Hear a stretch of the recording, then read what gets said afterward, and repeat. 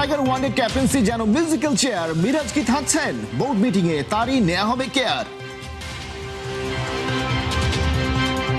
জিম্বাবুয়েতে খেলে রানার মিস হলো mission Australia.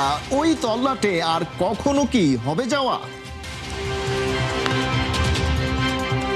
Legend ফিরলেন তার পরিকল্পিত স্থানে। ফ্রান্স রঙিন হবে এবার জিনেদিন জিদানে। বিশ্বকাপ নিয়ে কেন এত সমালোচনা? ফিফা প্রেসিডেন্ট খুললেন মুখ, বললেন কিছুই সত্য না। বাংলাদেশের ওয়ানডে দলের ক্যাপ্টেন্সি যেন মিউজিক্যাল চেয়ার। মিরাজ থাকছেন নাকি নতুন করে দায়িত্ব পাবেন লিটন কিংবা শান্ত, সেটা বুধবারের বোর্ড সভায় হতে পারে সিদ্ধান্ত। কর্তাদের এই মিটিংয়ে ক্যাপ্টেন্সি ইস্যু সহ বেশ কটা গুরুত্বপূর্ণ এজেন্ডা থাকছে, বিস্তারিত জানাচ্ছেন। বন্ধু তুমি শত্রু, সতীর্থ কি শত্রুতে রূপ নেবে? ক্যাপ্টেন্সি হারানো, পাওয়া না পাওয়া ইস্যুতে নানা দেশে দেখা গেছে অনেকের মধ্যে, অনেক প্লেয়ারের মধ্যে সম্পর্ক নষ্ট হয়েছে। এই যে শান্ত, মিরাজ, লিটনের এই দারুণ মুহূর্তটা 2 বছর আগের ফুটেজ। এমন মুহূর্ত, এমন অবস্থা সামনের দিনগুলোতেও তাদের মাঝে দেখতে চায় বাংলাদেশ ক্রিকেট বোর্ড, ভক্তরা, সবাই। কারণ তারা যদি এরকম স্বস্তিতে থাকে, আনন্দে থাকে, তাহলে লাভটা হবে বাংলাদেশের ক্রিকেটের।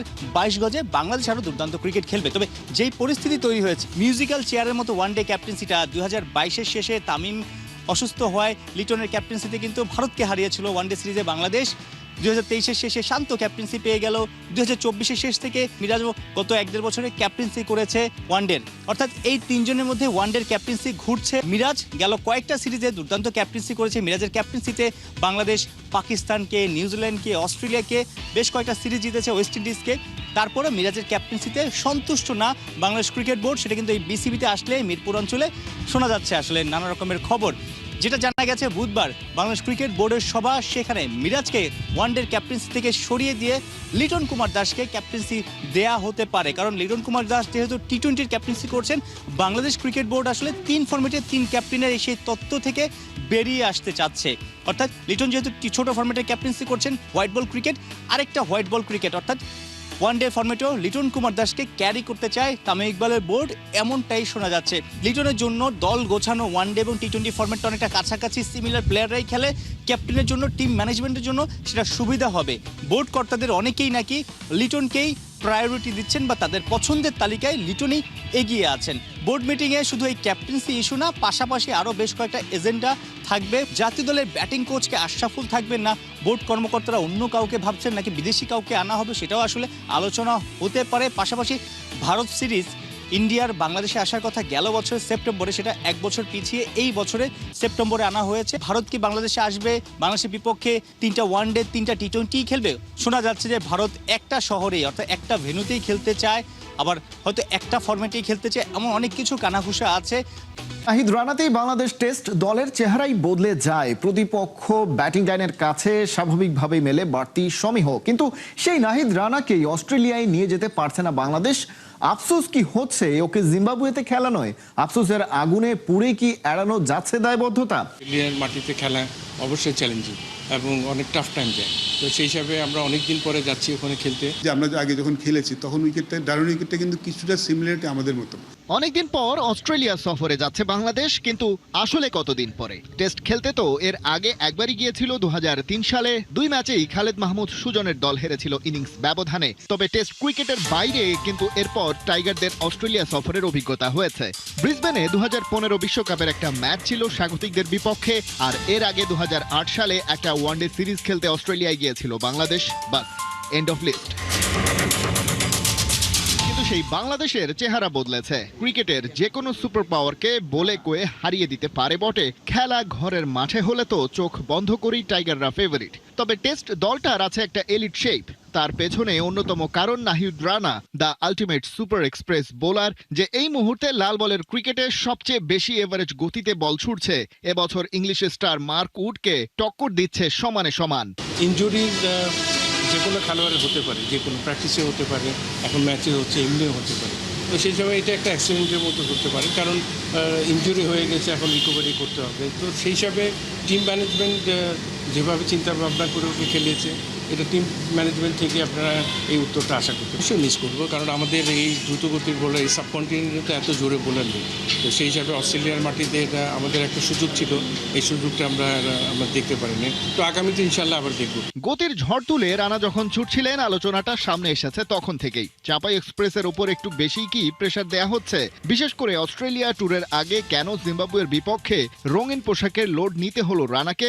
এ ধরনের সিরিজে তো এমন রিস্কি বোলারদের রেস্টই দেয়া হয় সবখানে। রানার ক্ষেত্রে সেই পথেই টাইগার ম্যানেজমেন্ট যে একদম হাঁটেনি তাও নয়। জিম্বাবুয়েতে রেস্টও পেয়েছেন, তারপরও ইনজুরিতে উঠতে পারছেন না অস্ট্রেলিয়ার ফ্লাইটে। একটা ব্যাখ্যা অবশ্য দিয়েছেন প্রধান নির্বাচক। আমরা রেড, গ্রিন, ইয়েলো একটা জোন বলে থাকি। তো অনেক সময় বেশি বল ওভারলোড হয়ে গেলে রেডে চলে যায়, আবার কম বোলিং করলে কিন্তু রেডে চলে যায়। So he has to bowl enough over করে ওইখানে গ্রিন জোনে যেয়ে তারপরে আপনার টেস্ট ম্যাচ খেলতে হবে। সো তাকে কিছুটা খেলতেই হতো। মানে আপনি যদি ফার্স্ট বোলার না খেলে বসে রাখেন, আমাদের যে এখন যেইটা কাজ করা সেটা বলে, সেটা কিন্তু ভালো নয় বোলার জন্য। যা গেছে তা তো গেছেই, কিন্তু স্পেশাল বোলার নাহিদ রানা কি আর কখনো অস্ট্রেলিয়াতে টেস্ট খেলার সুযোগ পাবেন? প্রধান নির্বাচক হাবিবুল বাশার নিজেই সুযোগ পেয়েছিলেন একবারই, পরেরটা আসতে আসতে তিনি হয়ে গেছেন চিফ সিলেক্টর। যে কোনো খেলার জন্য ওই অস্ট্রেলিয়ার যে 5 উইকেট পাওয়া মানে সেঞ্চুরি করা, এটা তার পুরো এন্ড অফ ক্যারিয়ার সে বলতে পারবে যে আমি অস্ট্রেলিয়ার মাঠে যা সেঞ্চুরি করেছিলাম, 5 উইকেট পেয়েছিলাম।